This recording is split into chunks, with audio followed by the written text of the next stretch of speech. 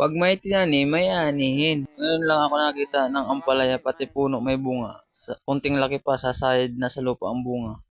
Tingnan nyo guys, isang puno lang to. Oh. Sobrang dami na ang bunga niya. Tsaka hindi lang pangalawang bisis ko nang naharbisan to. 2 peraso nang nakuha ko dito. Ngayon, ang daming bunga. O, tingnan nyo.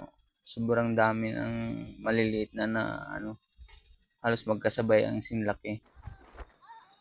Ayan guys, oh. Yan, pati yan, kinuha ko na yan kasi wala kaming pambiling ulam. Laking tulong talaga guys, ang may tanim tayo or garden sa ating bahay. Kasi alam nyo na, mahal ang bilihin natin ngayon. Yun lang guys, at saka kakatanim lang natin, hindi naman magbubunga agad yan. Hawakan mo. Oo, boys, no?